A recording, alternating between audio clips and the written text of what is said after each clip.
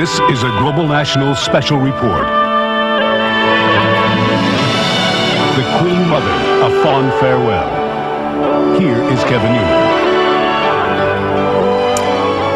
And a very good morning to you all. A very early morning on the West Coast, well before dawn if you were with us this morning, and with the sun rising on the East Coast. And we'll chase it across the country this morning as we bid a fond farewell to Her Majesty Queen Elizabeth, the Queen Mother. This is going to be a morning to remember, I think, for many of us. For those of you with a very deep attachment to the monarchy, this will be a morning to remember that attachment, to remember history, and to celebrate one of the world's most enduring legacies. Let's go to London this morning, where it is a sunny day there, about 12 degrees Celsius, and you can see the beginnings of the procession to St. James, which will be the starting place for the procession.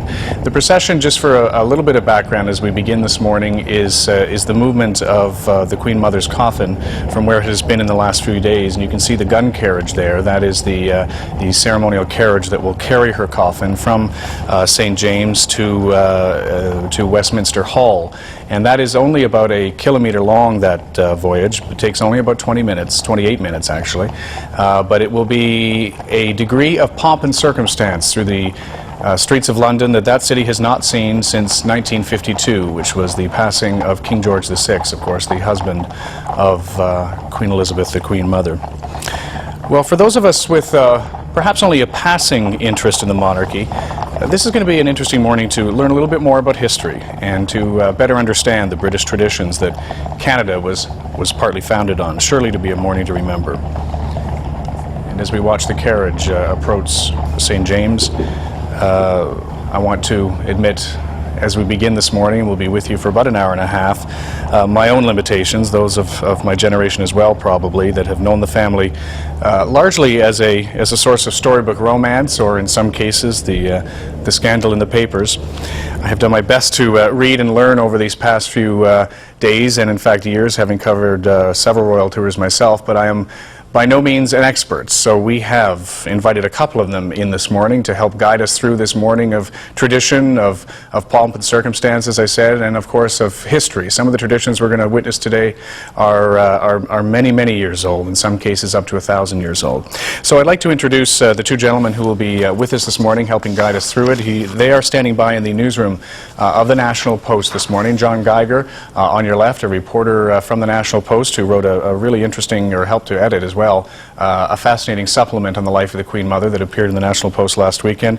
And on the right of the screen, it is Rafe Heydel-Mankoo. He is with the Monarchist League of Canada, and I want to welcome you both. Good morning, gentlemen. Good morning, Kevin. Good morning. John, you were mentioning just before we get underway here that you had an opportunity to meet the Queen Mother at one point in your travels as a reporter. What were your impressions? Well, I just found her a very elegant, highly intelligent woman. It was in Edmonton during a royal visit, I believe it was 1985. Her flight had been delayed because of an electrical storm. She ended up being diverted to CFB Cold Lake, where she enjoyed tea with the servicemen there, then flew into Edmonton, and there was a reception at the Westin Hotel, which I attended. I found her lovely, very engaging, and I think everyone in the room was sort of swept away by her charisma. Rafal, give us a sense, and this is an impossible task, I suppose, but for those of us who are not as familiar as we should be with her place in history, give us a sense of who we are saying farewell to today and over the next few days up until the funeral on Tuesday. We're saying goodbye in a certain sense to the 20th century. I think the Queen Mother epitomized the 20th century. Her life was the span of that century, and through that, at the span of our collective memories. And so I think very much so, we are mourning, in a certain sense, the end of an era. Somebody who I think was a constant in an era full of dramatic and ever-changing situations in the current world. We could draw hope and comfort from the knowledge that the Queen Mother was there always, and that, I think, that stability was something which we need in an era as we are in today. All right, let's go back to London for a moment. Keep you gentlemen with us as we will for the next hour and a half, and take a look at the gun carriage as it rounds the corner on the streets of London there, heading towards St. James Palace, being led, as you see, by a guard of honor. Rafal, give us a sense. This gun carriage is as everything will be as we progress this morning, has a story of its own. They've been working, and I understand, polishing it up for a good number of days now.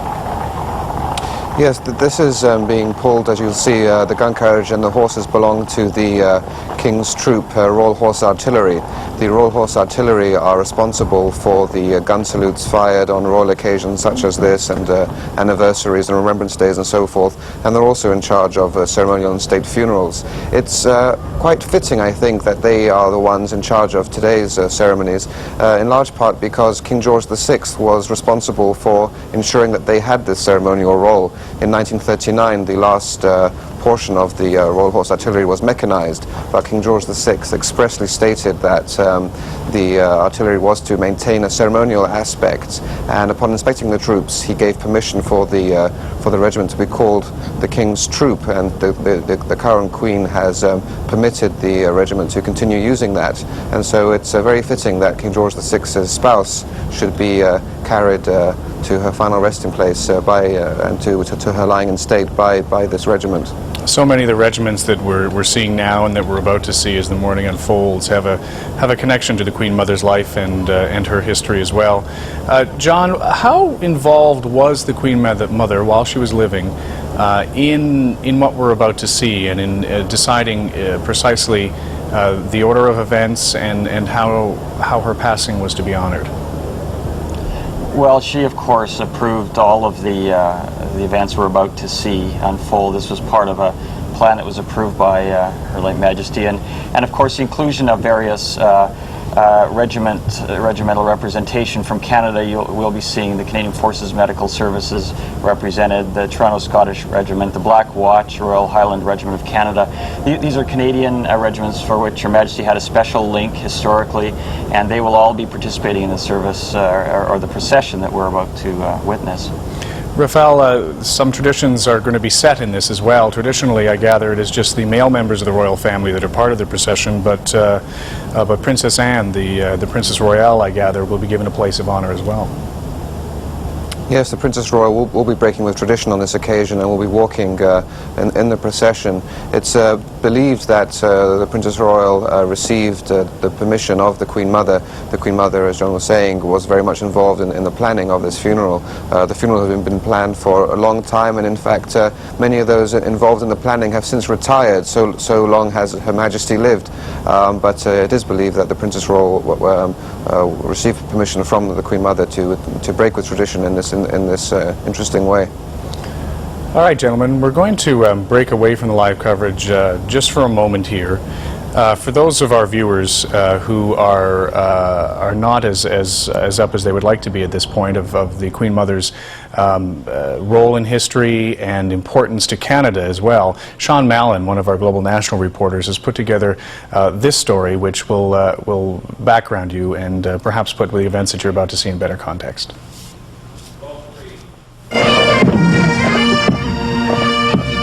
The Queen Mother's life traversed the 20th century, and her public duties marked key moments in the history of Canada.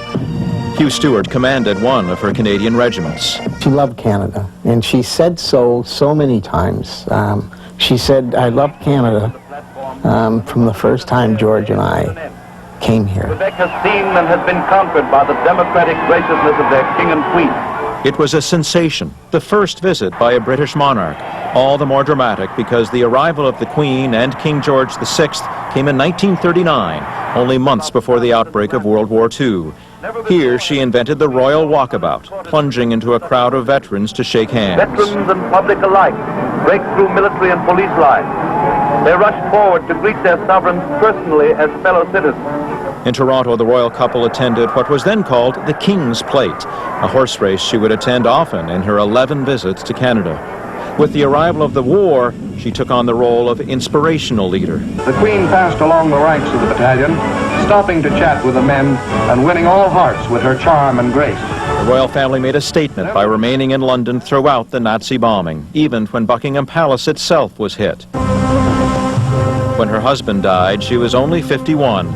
Some thought she might withdraw from public life, but instead she kept up her engagements. She looked every inch a queen, and she fulfilled the ancient role of a queen, which is to be accessible while being remote. Even as her children and grandchildren became fodder for tabloid gossip, the Queen Mother's popularity only grew. She might have a taste for an occasional gin and tonic, but her admirers saw her as a surrogate grandmother. Bud Baker often hosted her at the Queen's plate. She was a very, very warm person. She just enlightened your heart whenever you were in her presence. She was everything that a queen, in my opinion, should be. Her last visit to Canada was 1989, an historic anniversary. When I came to Canada with the King, just before the start of World War II, I never dreamed that some 50 years later I would arrive once more in Ottawa. She was unique, and both her style and her dedication and her longevity will not quickly be either replaced or equaled.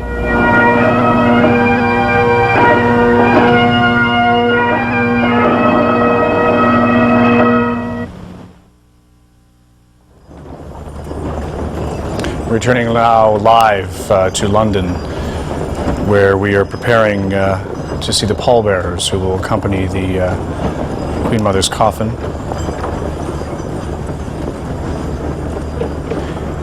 Quick note on terminology here. We are guided by the British Broadcasting Corporation in many of the words and terms that we are using here this morning, and it is their guidance that you do refer, in fact, to the Queen Mother's coffin as that, and not a casket, but as a coffin. You can see Buckingham Palace there in the foreground. Bright sunny day in London, about 15 degrees.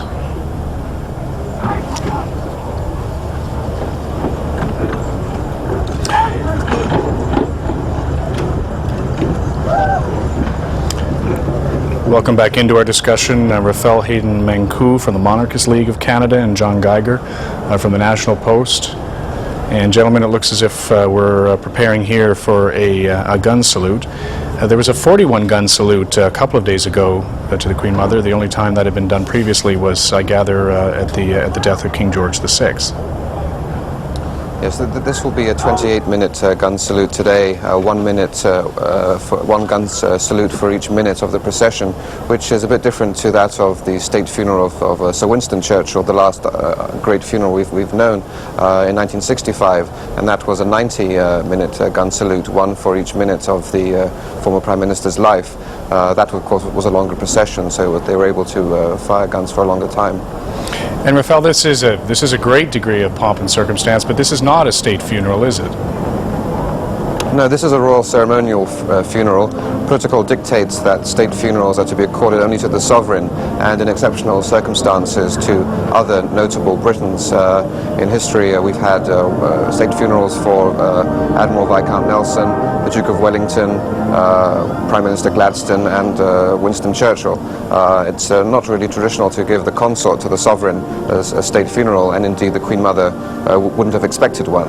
Having said that, Kevin, I would jump in and add that for Canadians who witnessed the funeral of late Prime Minister Trudeau, that this is certainly a degree of pomp and ceremonial that would suggest a state funeral to many Canadians who are used to simpler affairs. Well, I guess, gentlemen, the other reference... Indeed. Sorry, go ahead, Rafael. Yeah, the only real difference, I should say, between a state funeral and a royal ceremonial funeral that the viewers will be able to note is that the gun carriage in a state funeral is borne by sailors, whereas in a royal ceremonial funeral, the gun carriage is borne by horses. This tradition was set in 1901 with the state funeral of Queen Victoria, where the horses which were pulling the gun carriage reared up, breaking the harness, and therefore sailors were immediately put into action to carry the gun carriage. And from then on, the tradition was set, and also state funerals come under the mandate of the Earl Marshal of England, who's responsible for all grand state occasions, and we will not see the Earl Marshal involved in today's procession. All right, you're looking at a picture here of the Queen's Chapel at St. James Palace, and outside, awaiting the coffin, is of course the gun carriage that Rafael was speaking with, the King's Troop Royal Horse Artillery at at the foot of that. This is Marlborough Road that you're looking at, perhaps Rafal or John, maybe you can give us a sense of the geography here. This is only a very short procession, but it is going through some of the most historic routes in London. Indeed, St James's Palace, if viewers look to the left of their screen, they'll see a balcony of sorts, and it's from that balcony that the herald will proclaim the accession of the new sovereign. This is the very first spot that a new sovereign is always acclaimed from. St James's Palace is where ambassadors are accredited to. So this is a very historic Tudor palace, and the procession will be proceeding along Marlborough Road before turning left along the Mall, that great procession route that leads from Trafalgar Square to Buckingham Palace, and then of course through Horse Guards Parade, site of so many great pageants and ceremonial spectacles. From there, of course, along Whitehall, that most famous of streets in Britain, before finally entering Parliament Square, and thence to Westminster Hall, one of the most important buildings in Europe. Westminster Hall, one of the oldest sections, if not the oldest, of the British House of Commons. As we were talking about reference points and how this is probably the greatest degree of formality that the streets of London have seen since, I guess, the death of King George VI, or perhaps Winston Churchill's funeral in 1965, which was a state funeral. But as far as a reference point, John, this is actually a larger funeral than many Canadians will remember from the tragic death of Diana, the Princess of Wales, 5 years ago. Well, certainly in terms of the degree of formality, absolutely it is. The emotion obviously is quite different. I think we all remember those days being sort of swept up in the sort of, I guess, the surprise and the horror at the sudden death of the Princess of Wales. Many people have been remarking upon the differences between the reaction of the public to the death of the Queen Mother. But I think if you're looking at some of the footage we've been watching over the last few moments, you'll have noted the enormous crowds that have turned out today in London. And while there hasn't been the kind of hysteria that was associated with the Princess of Wales' sudden death, I think there's a great love of this woman, and that's apparent in the streets of London today. And we were watching the royal family go into the Queen's Chapel at St. James Palace. You saw Charles, the Prince of Wales, and his two sons, the Princes William and Harry. Of course, Prince Andrew, the Duke of York, the Earl of Wessex, Prince Edward, and Prince Philip, the Queen's husband as well. And there's some of the crowds that John was speaking about. So beg your pardon, the order of events here will be that the royal family, as you saw, went into the Queen's Chapel there. We are still awaiting the coffin that will move out to the gun carriage that you see before you. And I know from some of my readings that people have been working around the clock to make sure that the spit and polish on every aspect of the carriage is up to standard. Yes, and right now, as the members of the royal family enter Queen's Chapel, the Dean of Her Majesty's Chapel Royal will soon be conducting prayers for members of the family shortly before starting the procession.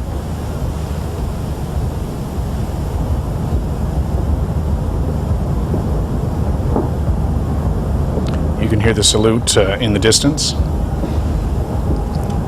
as we look down Marlborough Road and Cleveland Row.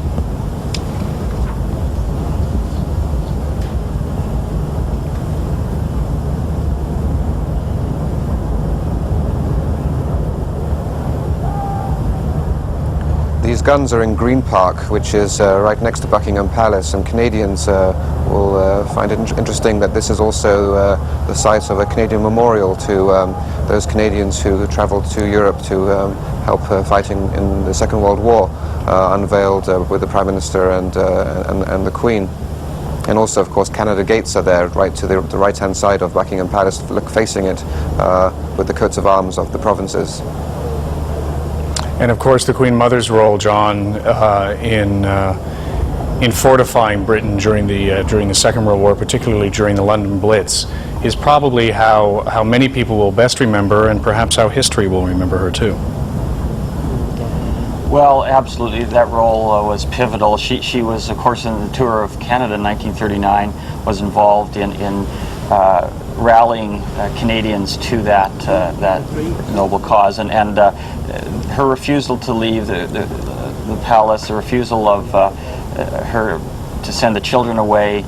There were many people who were advising that the princesses Elizabeth and Margaret Rose be removed from London, removed from Britain, in fact, to Canada even, and you know, her very famous statement that the princesses would not go without her, and she would not leave without the king, and the king would never leave, is remembered, I think, through the years, and will likely always be remembered as illustrating the stalwart nature which she confronted that crisis. And Rafal, she held to that her entire life. If there was an event that involved veterans of that war, or the survivors of that war, or memories of that war, you could almost, there the Queen Mother standard flying at half-mast, you could almost be sure that the Queen Mother would make every effort to attend. The Queen Mother had a very special bond with veterans. I heard someone say recently that many veterans would probably have volunteered to take part in the procession, and indeed in pulling the carriage itself. So strong was that connection. Let's listen in for a moment.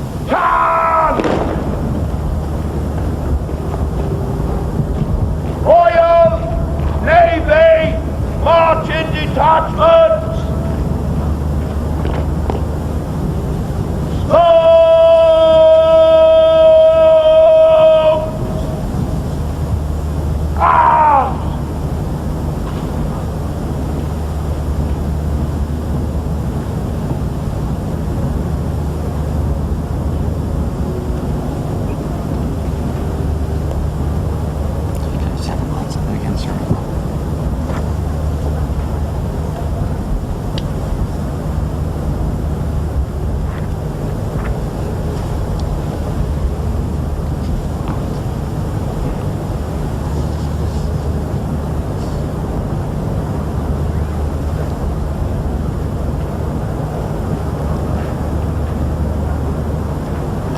This is the St. James Palace detachment of the Queen's Guard. St. James Palace on your left here.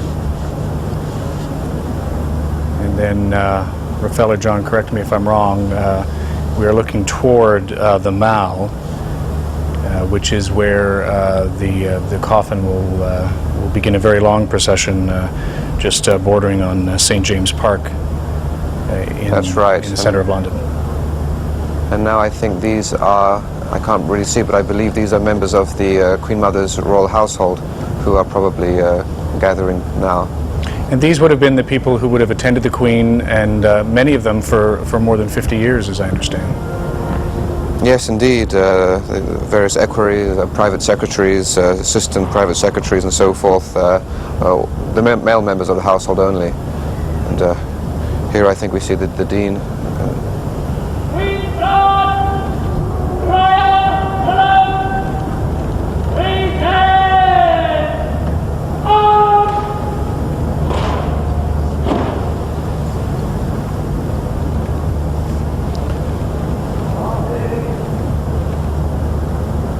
The Queen Mother's standard covering her coffin.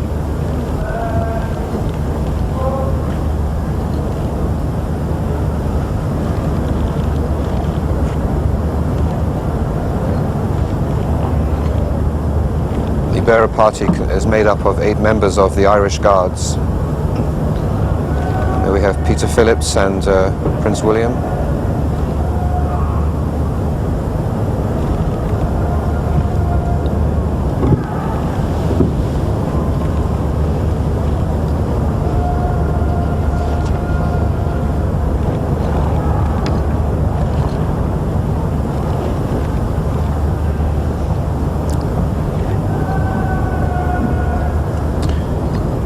The crown that sits atop the coffin is a piece of history in itself. It was not worn by the Queen Mother since 1953, when she wore it at the coronation of Her Majesty Queen Elizabeth II.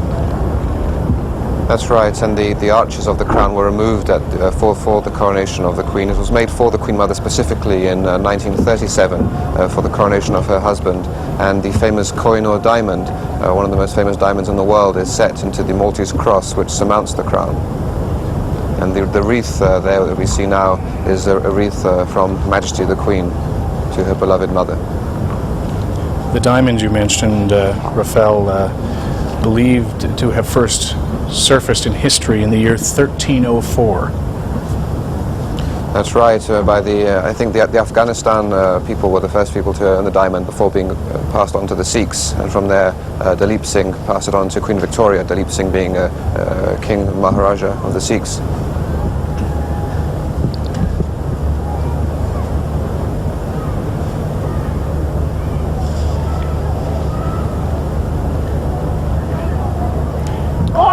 There is Prince William in front of him, the Prince of Wales. To the Prince of Wales' left, the Duke of Edinburgh. To the Duke of Edinburgh's left, the Princess Royal and the Earl of Wessex.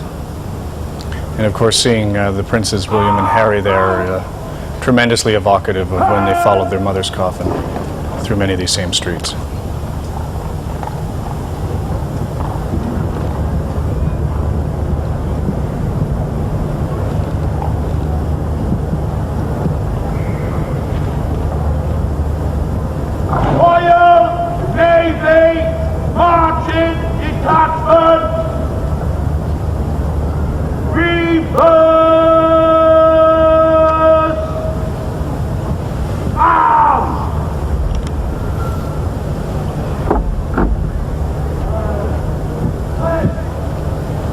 And now we just saw the sailors with arms reversed, a reverse salute. We've just seen that being performed for the very first time since 1965.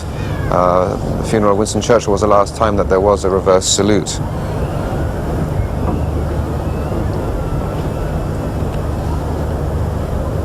The procession is being led by various members commanding the London District, General Redmond Watt, Brigadier Martin Vine, Lieutenant Colonel Hugh Boddington, amongst others. There with the beard we have Prince Michael of Kent, who recently was in Canada on a coast-to-coast tour. What are we to make, do you think, or is there something to make of the fact that Anne, the Princess Royal, who you see directly behind the coffin of the Queen Mother, not only is she the first female member of the royal family to be in a procession like this, but it is certainly a position of prominence. Well, I think it shows really the affection that existed between the Princess Royal and the Queen Mother. They were both the Princess Royal still is a very forthright woman, resolute iron will and determination, and it's only fitting, I think, for the Princess Royal to be here, since she is a person who has always appreciated the role of the crown, the role of the monarchy, and the importance of ceremony. And the power in this particular family, too, John, has been the power of the matriarchy in the last 50 years. Whether it was sort of the Queen Mother fortifying her husband, King George VI, who, by all accounts, was a nervous man and extremely shy. She was the power behind the throne, and of course, on the death of King George VI, her daughter, Queen Elizabeth, ascending to the throne, the first queen since Queen Victoria. I mean, this is a household of very powerful and influential women. Well, absolutely, and of course, the life of the Queen Mother began in the reign of Queen Victoria, another woman, member of the royal family. It's interesting the lengths of the reigns of the reigning queens. The kings' lives seem to be fairly short-lived, and we're now celebrating the Golden Jubilee of Her Majesty Queen Elizabeth II, which is started, of course, on such a sad note, both with the passing of her sister, Princess Margaret, and now the Queen's mother. That passing just 2 short months ago. Hard to know, I guess, John and Rafal, what kind of impact that had on the Queen Mother, but she was thoroughly determined to attend the funeral, even though at that time she was quite ill with the cough and the pneumonia that apparently ultimately led to her death. I'm sure it was absolutely devastating for her to lose one of her children. Her health was already in decline, and that surely contributed greatly to her passing, I would think. The procession is about to get underway. Let's just listen in and watch for a moment.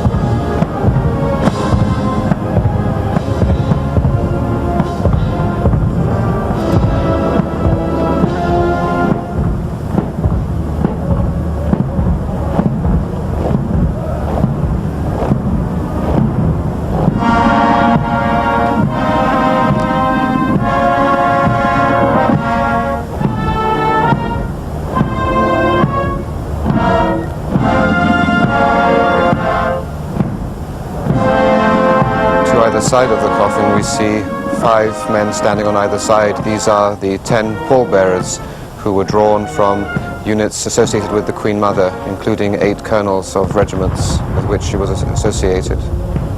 The Royal Highland Regiment, the Light Infantry, the King's Regiment, the Queen's Royal, the 1st of the Queen's Dragoon Guards, some of the pallbearers that you see represented here. There are also, we should mention as well, I guess, Rafal and John, that there are 3 Canadian regiments that are in this procession. We may be able to get a shot of them as they go by as well. Regiments that were associated with the Queen Mother as their commander-in-chief. Yes, that's the Canadian Forces Medical Services, the Toronto Scottish Regiment, and the Black Watch Royal Highland Regiment of Canada. And they are forming part of the procession, and we should get a glimpse of them. And in August of 2000, the Queen granted the rare honour to the Toronto Scottish Regiment, and from now on they will be called the Toronto Scottish Regiment Queen Mother's Own. Of course, she held her Scottish roots very close to her heart, didn't she? She did indeed, and that's one of the reasons that she felt so close to Canada, because of Canada's Scottish heritage. And now, for the last time, Her Majesty the Queen Mother proceeds down the Mall, a route she's taken thousands of times.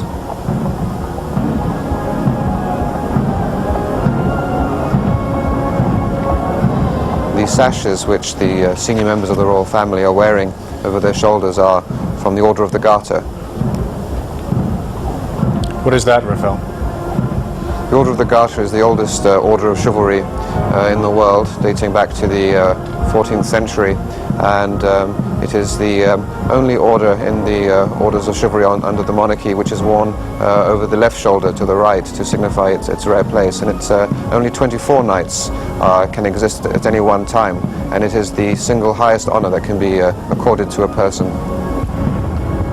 Just had a glimpse in the second row of members of the royal family of not only Prince Harry and Prince William, but also Viscount Linley and Mr. Peter Phillips, who are great-grandchildren as well of the Queen Mother.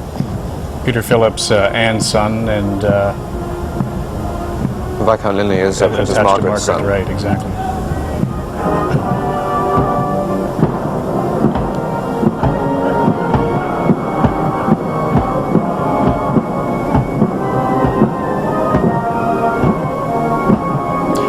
Is it significant at all? You see the Earl of Wessex, Prince Edward, on the very right of the screen there, beside his sister, Princess Anne. He is not in any military uniform, and I assume that is because he has not led a life of military service. That's right. One has to have been a serving member of the armed forces to wear the uniform. Looks like there's a note on the wreath that Queen Elizabeth has placed, or had placed rather, on the coffin of her mother. You can see Elizabeth's signature on it. It's a little difficult to read at this point what is on that card.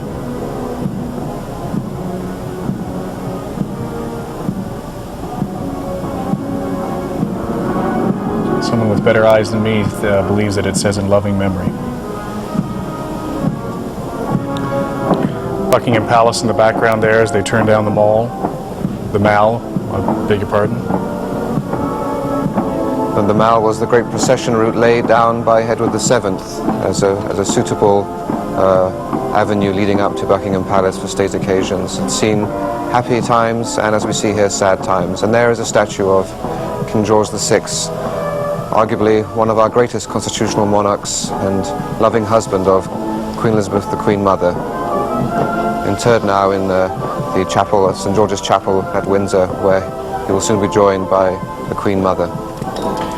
In some of the tape that everybody's been watching here in Canada over the last few days, there's a speech that King George VI gave in Ottawa in 1939 in the royal couple's first trip overseas after they ascended to the throne after the abdication crisis, and he is so clearly nervous about giving this speech, and after the speech ends, in which he calls for, defense of freedom as the world was on the verge of war, he turns and returns to his wife, who was on sharing the stage with him, and the relief in his face is obvious, and her support in the look that she gives him is also obvious. They were quite a couple.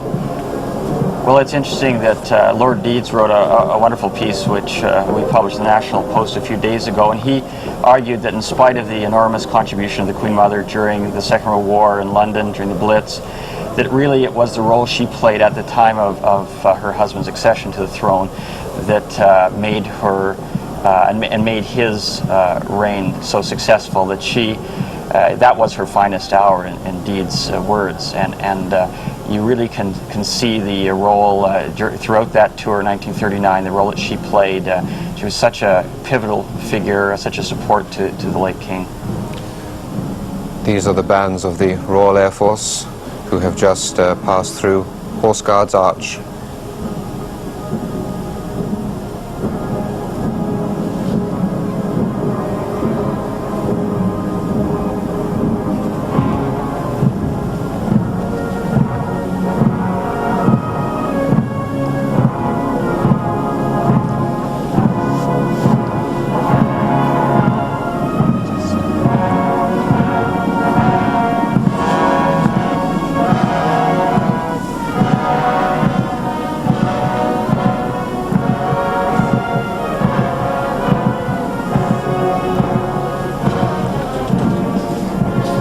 Away from the cameras at this hour, as we watch the coffin of Her Majesty, Queen Elizabeth, the Queen Mother, make its way toward Westminster Hall, Queen Elizabeth and Lord Chamberlain, the gentlemen, members of her staff, are assembling in the hall to receive the coffin when it arrives at that part of the procession. The procession only lasts about 28 minutes. It's only a 1 kilometer walk.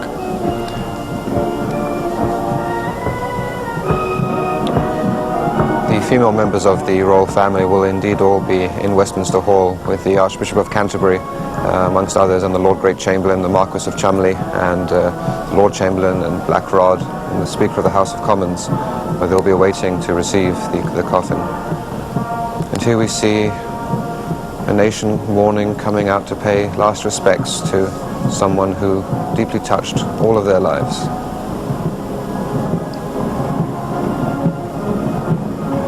It's estimated that a television audience of around 200 million people is watching the procession at this moment.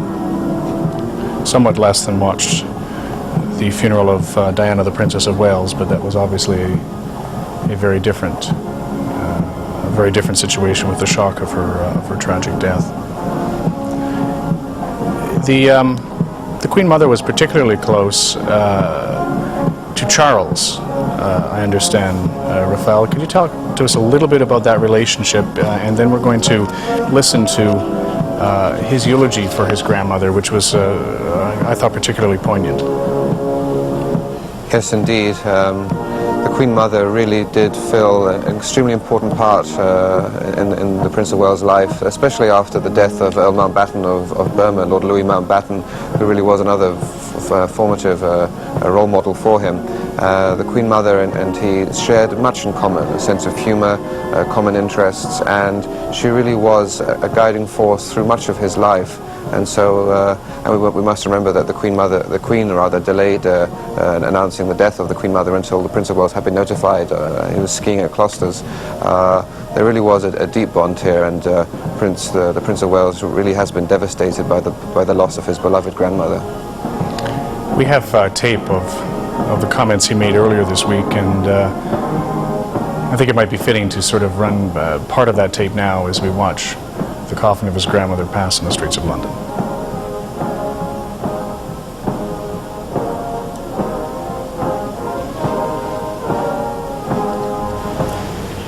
I know what my darling grandmother meant to so many other people. She literally enriched their lives, and she was the original life enhancer, whether publicly or privately, whoever she was with.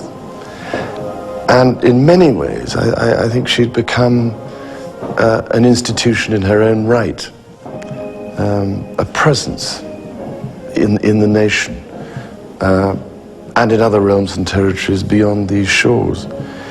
At once indomitable, somehow timeless, able to span the generations, wise, loving, with an utterly irresistible mischievousness of spirit,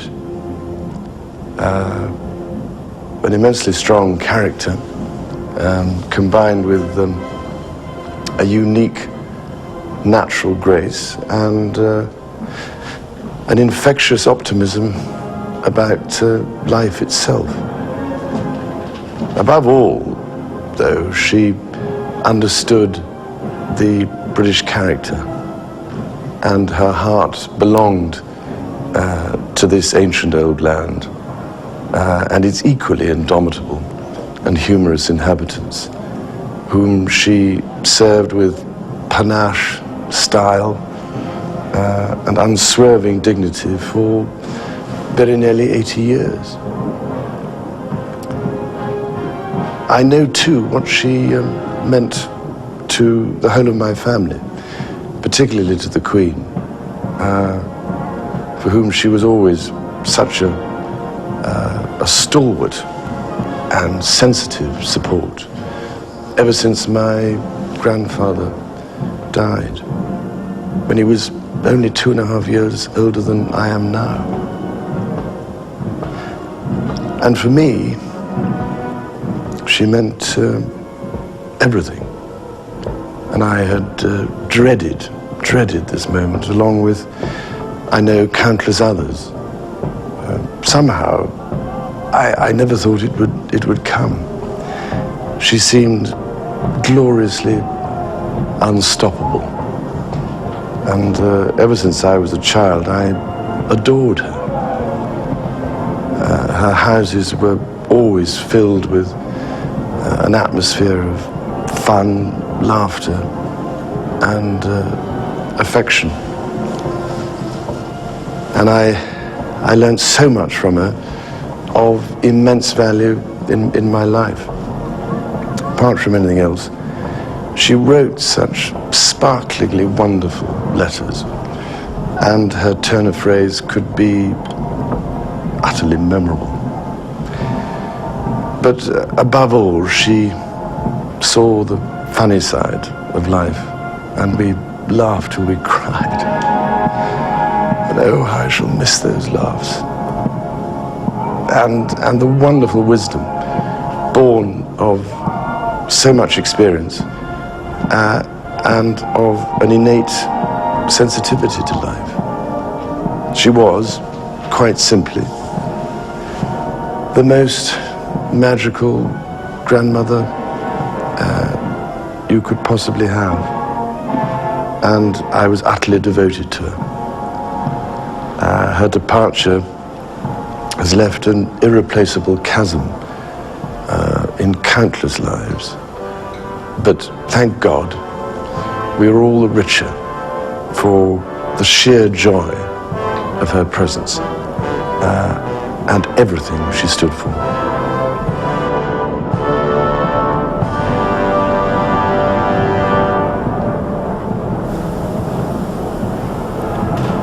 Here we have the arrival of Her Majesty the Queen, accompanied, I believe, by Lady Sarah Chatto, who is the daughter of Princess Margaret. There is Her Majesty the Queen.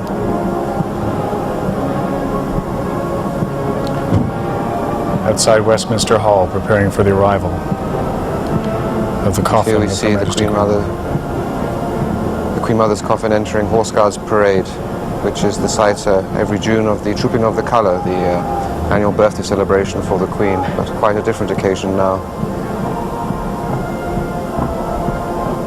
What a marvelously human few comments from Charles, the Prince of Wales. He felt in so many ways his loss and his attachment for his grandmother, and I'm wondering if the fact that he spoke for the royal family and has been largely the only one to speak on behalf of the royal family signals, do you think, John, another kind of passing here, and that is perhaps we will see in months and years to come, he fulfill a much more public role as the spokesperson for the royal family, a role that is currently held primarily by Her Majesty Queen Elizabeth. I think you're right. I think that gradually we'll be seeing Charles playing an ever more important role, of course, as heir to the throne. He already plays a crucial role. And it's interesting that this a similar statement was made by Prince Charles after the death of Princess Margaret, and I think it was a fascinating opportunity for people to hear His Royal Highness speaking very close to the heart about people he loved dearly. This is something new for the royal family. They haven't done this traditionally, and it likely is a response to the public outcry after the death of the Princess of Wales, where there was a longing for a member of the royal family to speak directly to the people, and we now see this happening almost as a matter of routine on these occasions. Now passing through Horse Guards Arch. I was touched by the Prince of Wales's comments. They almost seem to be off the cuff, and it really does go to show the warmth that does exist in the royal family, which on occasion perhaps they've had difficulty expressing in public, but it was always present. Here we have now the 4 younger members of the royal family, and here the Duke of Gloucester, Duke of Kent, Prince Michael of Kent.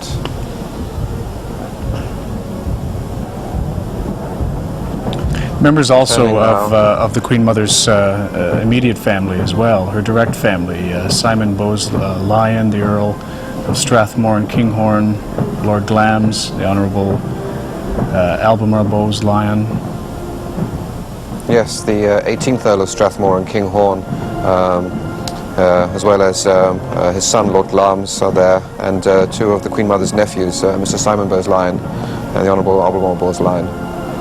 And then directly behind them, as we watch them go into the arch there, her senior staff, the equerry, Captain Mark Grayson, who would have played in the role of this this monarch a very large role.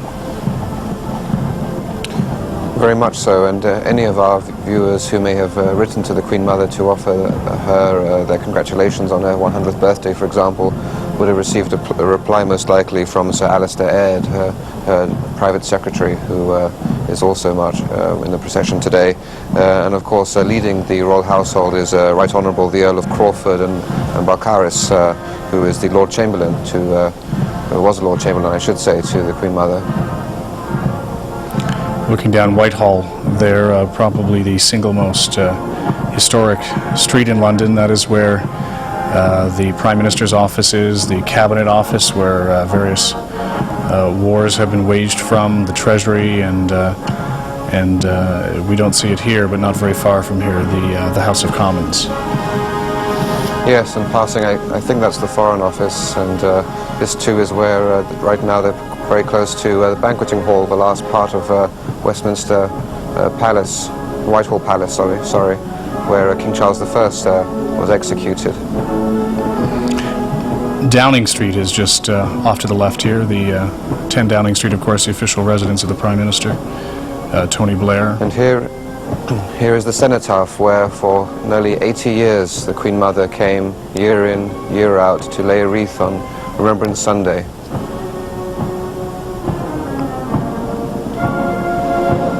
Now it is our turn to pay our respects and to remember.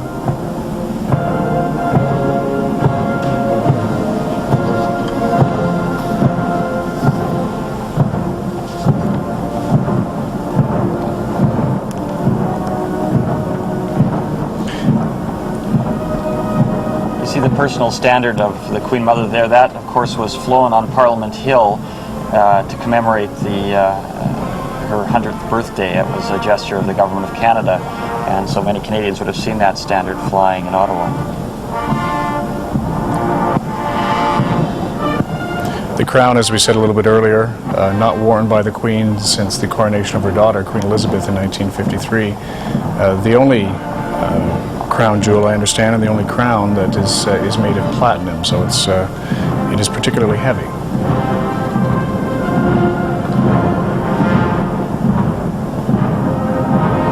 To give some idea of the impact and the length of the reign of the Queen Mother, it's interesting to look at those regiments who are marching and how many of them were connected with the Queen Mother. We have four, aside from Britain, four other Commonwealth nations have regiments marching here.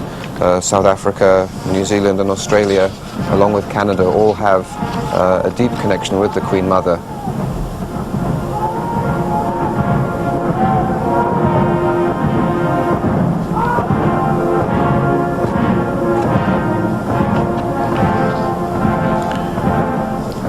The procession approaching Westminster Hall, considered the cradle of Parliament. It's a medieval building. It's played a central role in British history for something like 900 years, and of course it's the same location where King George VI lay in state, as well as Winston Churchill. So the history is not lost, I'm sure, on many people in London, the significance of that building and its ancient history. Yes, Westminster Hall goes back to 1097 when William Rufus, the son of William the Conqueror, constructed it, and it was the largest building in Europe at the time, site of some of the greatest events in British history, the trial of the gunpowder plot conspirators, Guy Fawkes, of Thomas More, of King Charles I, where he was condemned to be executed, coronation banquets, and of course state funerals ever since that of Edward VII. and Gladstone. The first building, I gather, also in 1265 to house a parliament that represented commoners in it as well. It was sort of a pivotal point of the conflict of the time between the legislature and a very powerful sovereign. That's right, the famous Simon de Montfort Parliament, which was the first to have commoners, not just barons. And here we can see just the thousands of people who have gathered to pay their respects, just showing the degree to which the Queen Mother really did reach out to people. Today we think of the people's princess, but we fail to remember that the term was coined before that of the people's queen. And there we see the people's queen passing by her people. We were struck too by the numbers of young people who were lining up to pay respect at St. James Palace when her coffin was there. And there you go, in loving memory. Lilibeth, it looks like.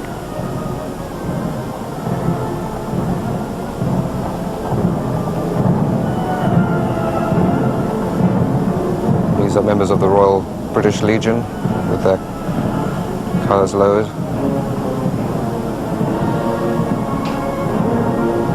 That's the... That was, and please correct me if I'm not right here, but Lilibeth was Queen Elizabeth's pet name for her daughter, wasn't it? That's right, Lilibet, ever since she was a child.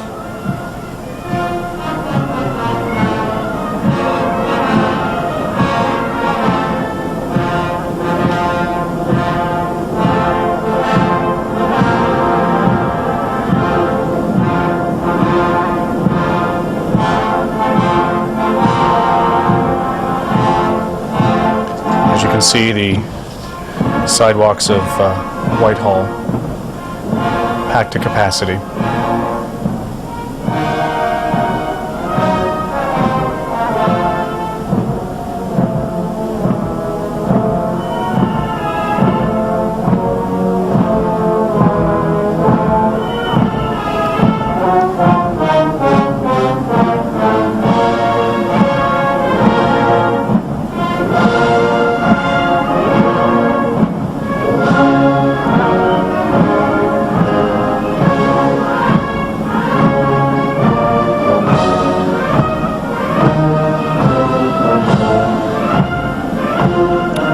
See to the right, Sir Winston Churchill, the last person to receive such a magnificent funeral and procession.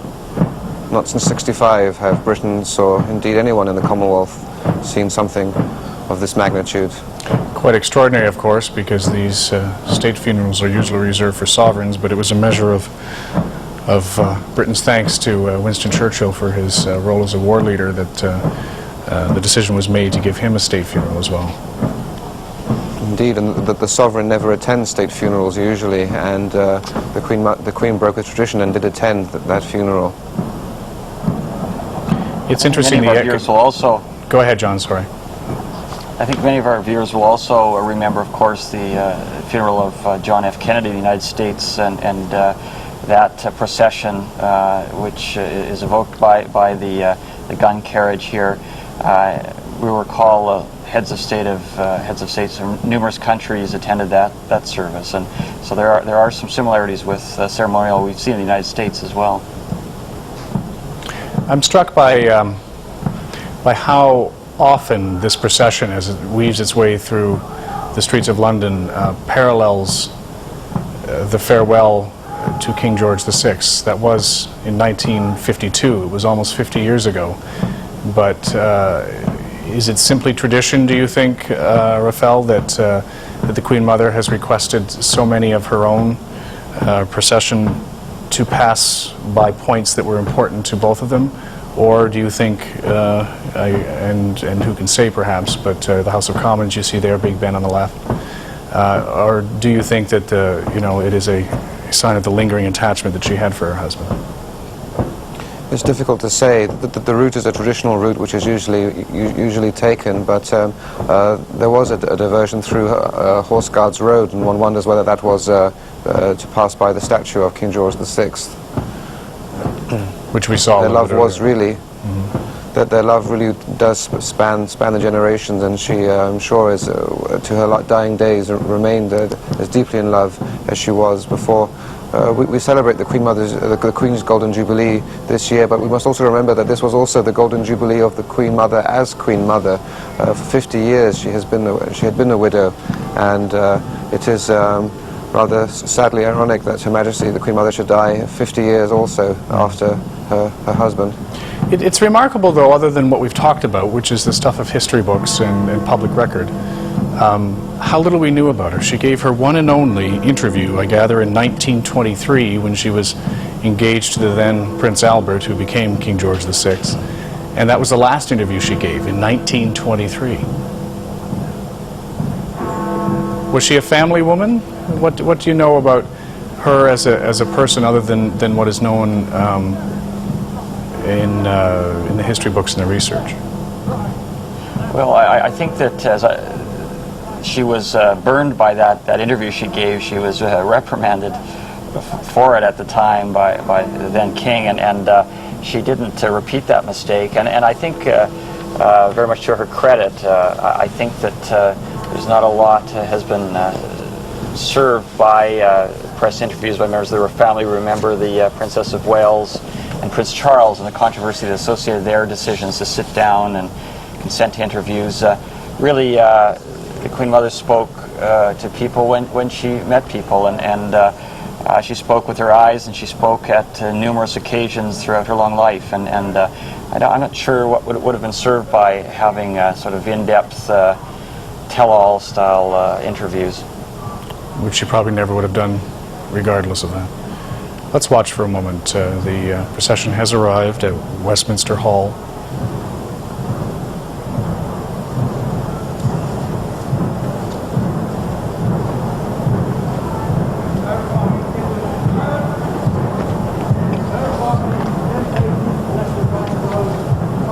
The Queen.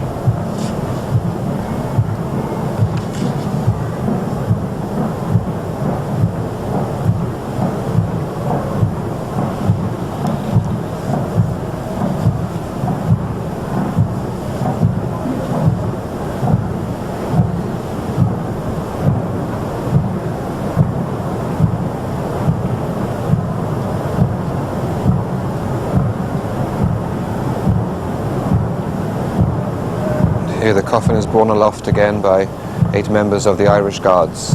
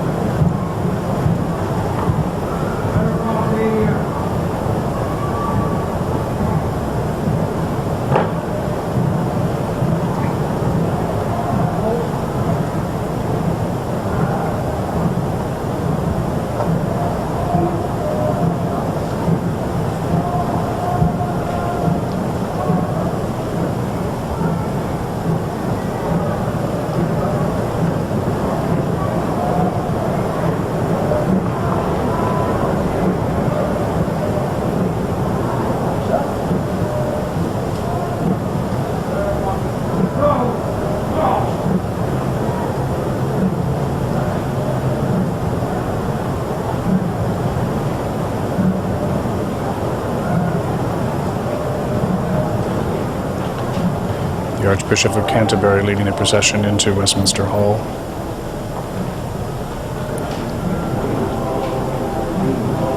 The Dean of Westminster as well, the Lord Great Chamberlain, the Marquis of Cholmondeley, Lord Chancellor, the Speaker of the House of Commons, led by Blackrod, Lieutenant General Sir Michael Wilcox.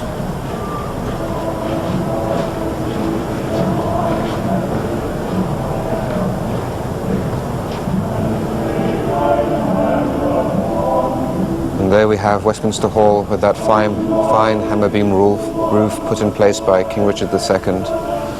And just think, when the Queen Mother was born, that room was 800 years old. Now it's 900 years old.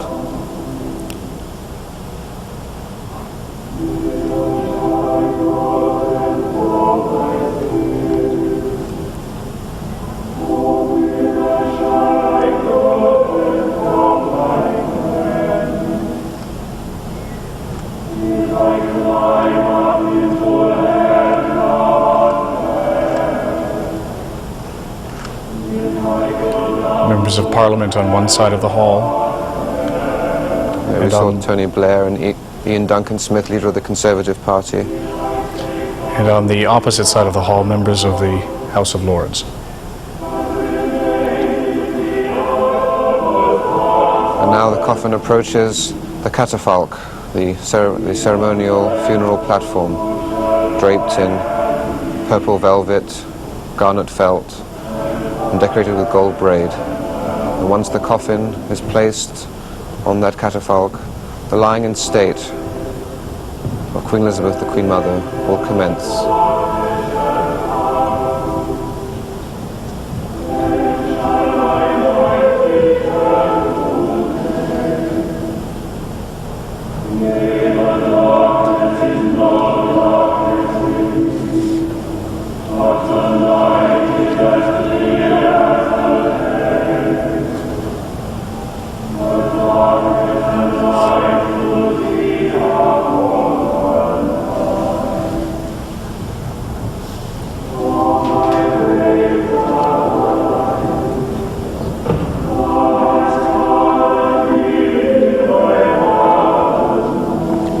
Lady Thatcher, which I believe is her first public appearance since suffering several mild strokes.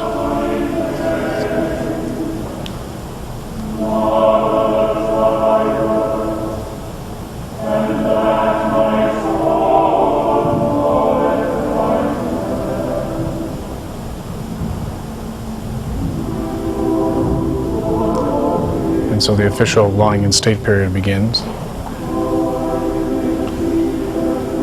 For the next 3 days, the Queen Mother will rest where her beloved Bertie rested. And the nation can come and pay their respects to a woman whose like we will never see again.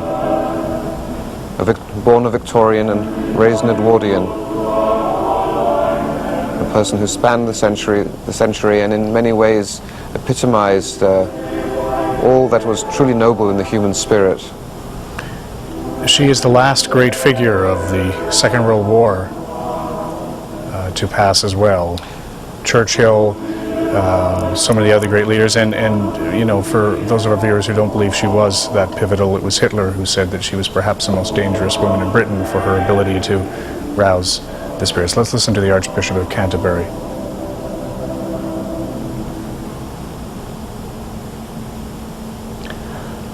Let us pray.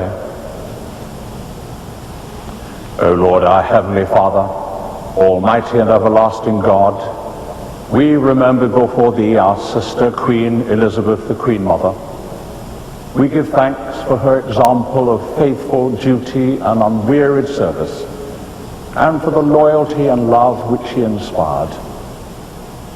Hear, Lord, the prayers of Thy people, and grant that we who confess Thy name on earth with her may be made perfect in the kingdom of Thy Son, through Jesus Christ our Lord. Amen. Father of all mercies and giver of all comfort, deal graciously, we pray, with those who mourn, that casting all their care on Thee, they may know the consolation of Thy love, through Jesus Christ our Lord. Amen. Dr. George Carey, the Archbishop of Canterbury, the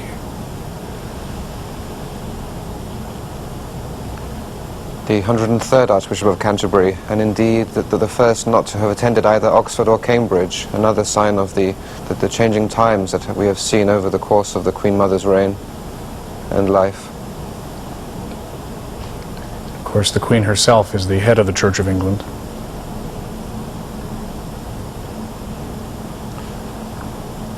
The funeral will take place at Westminster Abbey, which is a royal peculiar, a unique status only occupied by St George's Chapel, Windsor. It is the Dean is directly under the Sovereign, and there is no Bishop or Archbishop of Canterbury in between the Dean and the Sovereign. Of course, Westminster Abbey were the coronation of the Queen Mother and Queen Elizabeth at the time, of course, and King George VI. So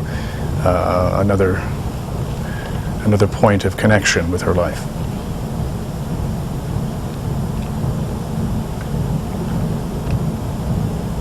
And soon the vigil will start, and later on the last day of the lying in state, the Queen Mother's 4 grandsons, the Duke of York, the Earl of Wessex, the Prince of Wales, and Viscount Linley, will stand in vigil by themselves. Go in the peace of Christ. Amen.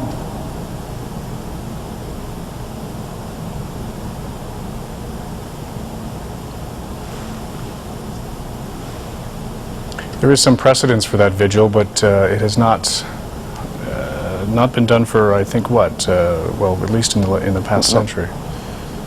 Well, no, not since 1936. George V's 4 children, sons. And here we see I believe this is the household cavalry.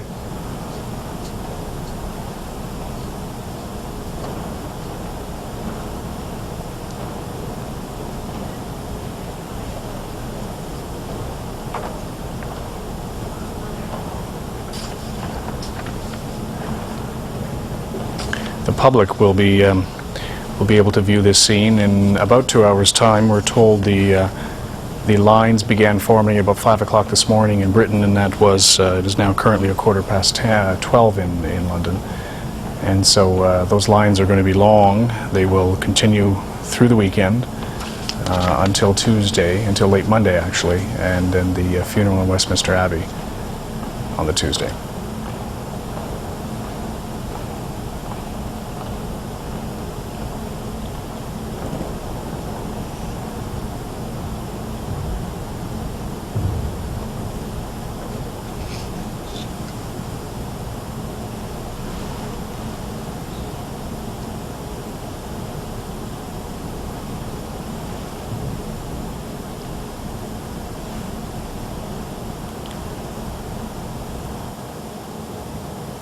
And the first vigil commences.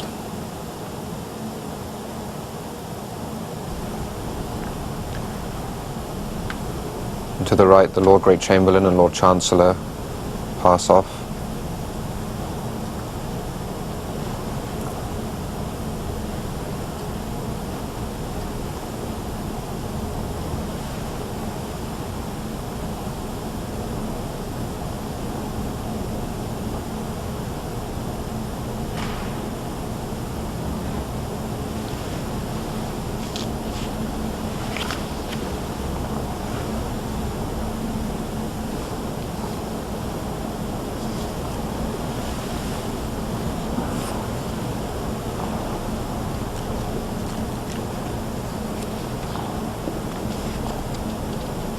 And all is now silent as people are left with their thoughts and memories, reflections and recollections of happy events, happy times, dark times.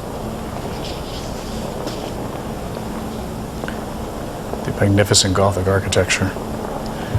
This is quite a large room. It was once the largest room in all of Europe. And it's over 300 feet in length and almost 100 feet in height.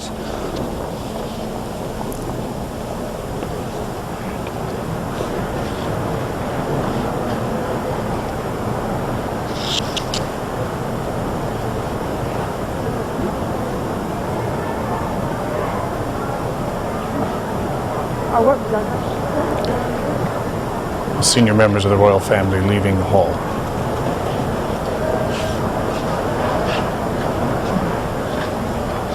The Queen and the Duke. Canadians will, of course, have an opportunity to see the Queen this October when she makes a royal visit to Canada in her Jubilee year. It's certainly not been off to a very good start for Her Majesty. The death of her sister and now her mother. But she's proceeding with all of the commitments, the Jubilee commitments she had undertaken this year. But in a sad way, the death has just demonstrated the depth of affection that exists for the monarchy, for the Queen Mother, this woman who really did create the modern monarchy in every sense. Her impact will be felt long after this day has passed.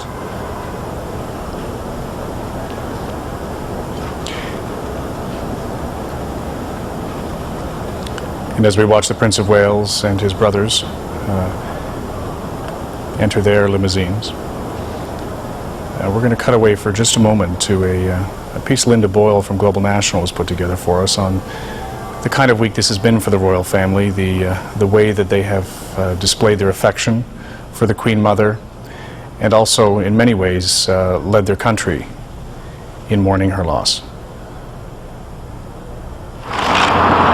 Even though she was 101, the news seemed to come as a shock to her family. Prince Charles and his two sons were away skiing when it happened. These British citizens were among the first to pay tribute to an extraordinary life. Soon after news of her death, they brought cards and flowers to Windsor Castle, where she spent her final hours. Prime Minister Tony Blair spoke for the country. For us, for the British people, she was our Queen Mother. She was someone we were immensely proud of. She was a dominant, unifying figure in our country's history for the best part of a century. On Sunday, the Queen Mother's coffin was moved to Windsor's small stone chapel. The next day at noon, the deafening sound of cannons echoed across Britain. 41 gun salutes were fired simultaneously in 10 locations across the country. It was the first time a royal death had been marked this way since the passing of the Queen Mother's husband, George VI, 50 years ago. Prince Charles spoke of his loss. And for me, she meant everything. And I had dreaded this moment, along with, I know, countless others. Somehow, I never thought it would come. She seemed gloriously unstoppable. And ever since I was a child, I adored her. Her houses were always filled with an atmosphere of fun, laughter, and affection. And I learned so much from her of immense value in my life. Canadians had a chance to express their thoughts too in books of condolence. Well, I believe we've lost an icon of tradition in both the Commonwealth and Canadian society. I think that her, more than anyone else, managed to tie Canada to the monarchy in times when many Canadians are beginning to question the monarchy. What we'll all remember is the example that she was of courage, of dedication, of commitment to public service. On Tuesday, her coffin made the 75-minute journey to St. James Palace in London, and thousands lined the route. Order! Order!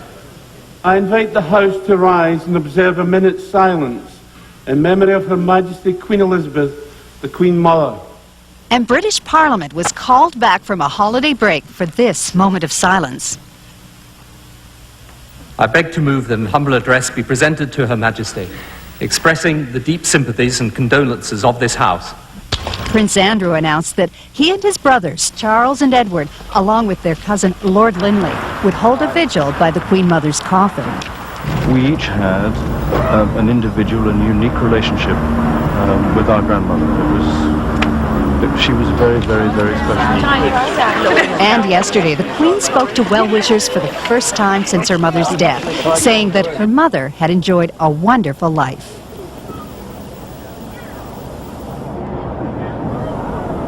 Back live in London now as you see the Queen pass by the crowds that have gathered outside of Buckingham Palace.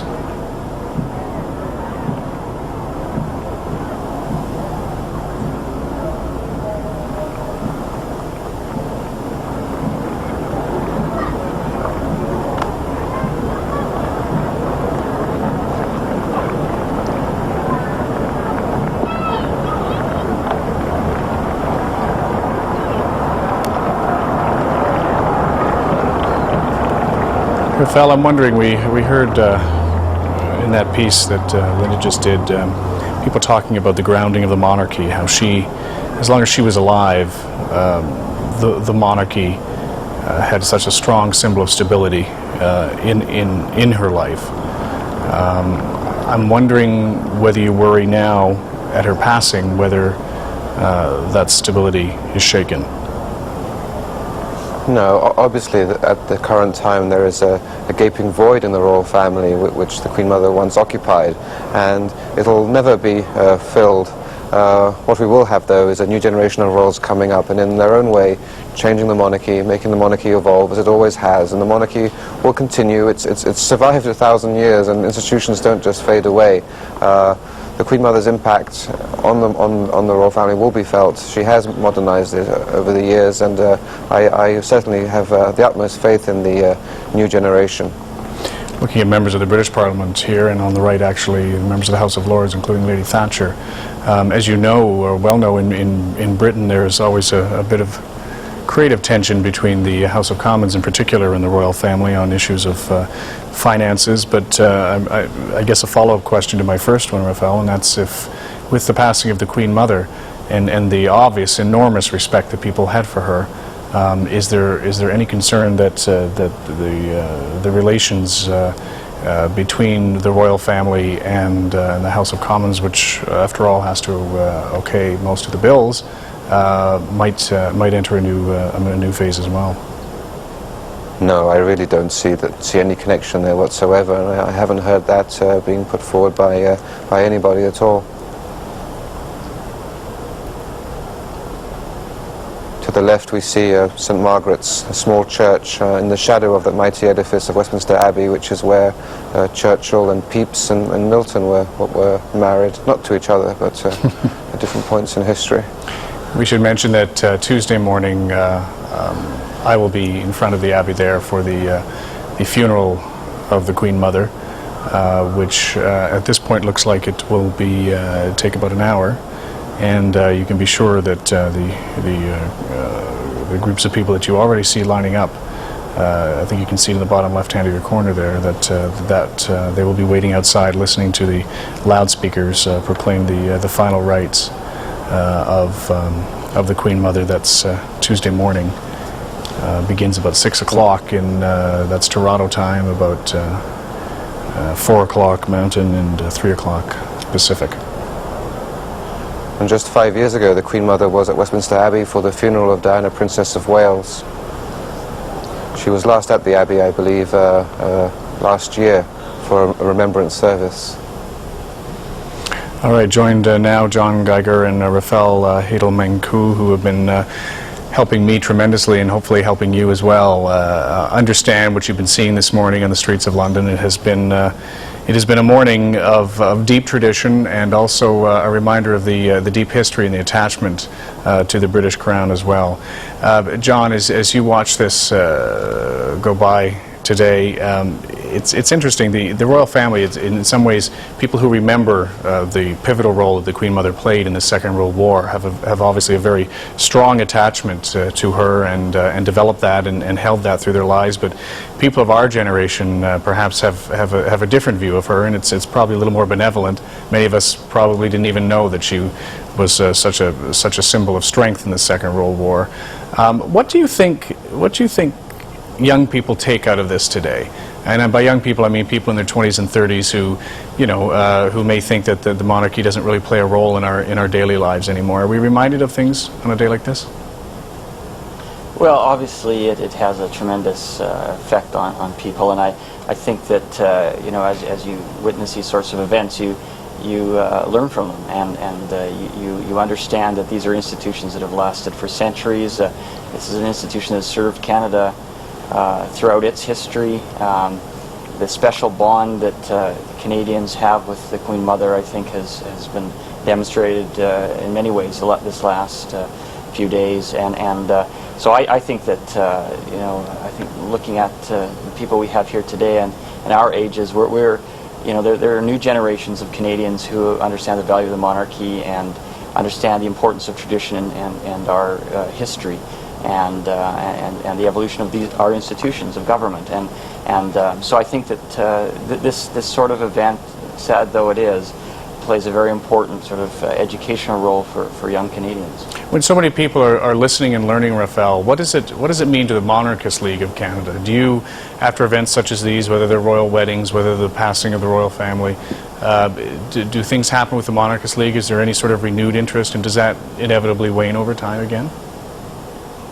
What we find, actually, it's very interesting, whenever there is an event, sad as this one is, but an event involving the royal family in some dramatic way, there is an outpouring of support, and new memberships flood in. Our webpage has many more hits, and there then tends to be across the nation those silent monarchists, people who don't wear badges on their shoulders or on their sleeves saying I am a monarchist, but people who do have a deep and abiding affection for the institutions of this country.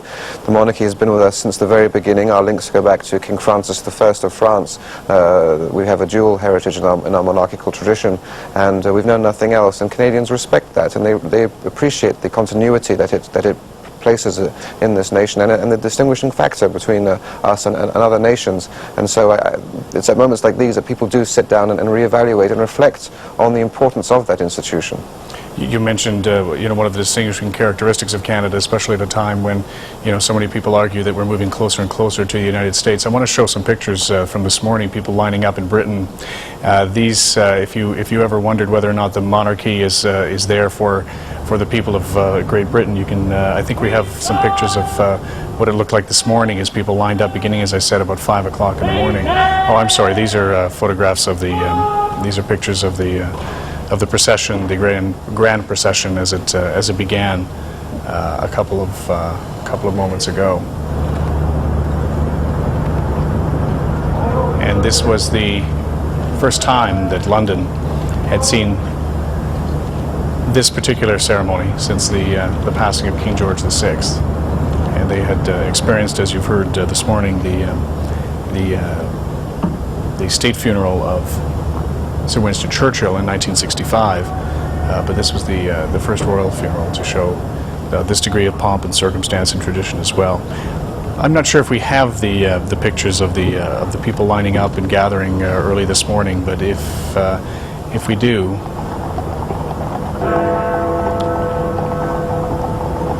And there we see a very dignified population mourning in a restrained way, entirely fitting in keeping with the Queen Mother's dignified manner. I recall seeing the Queen Mother in 1995. I was in London for the 50th anniversary of VE Day, and I remember standing in the mile through which the Queen Mother has just passed a few minutes ago, with hundreds of thousands of other people waiting to see the Queen Mother, and the doors to the balcony opened, and the lone figure of the Queen Mother walked out and stood where she had stood 50 years earlier, all alone on this occasion. And she had hundreds of thousands of people in the palm of her hand. The charisma, whether one was being granted a private audience or whether one was a single figure amongst thousands, she had the same ability to charm and to captivate.